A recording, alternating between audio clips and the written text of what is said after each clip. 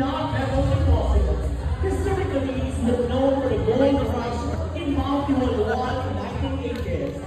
Most of its small-scale mining companies are concentrated in the extraction of gold and other precious metals, such as silver.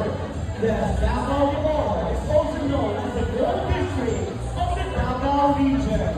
The first ever Bulawan Festival was held from March 3 to 8, 2008. The festivity was the time for the 10th anniversary of the founding of the Davao de Oro. It was previously called Anibina Bulawanon Festival, or simply Anibina Festival, which was conducted since the province founding.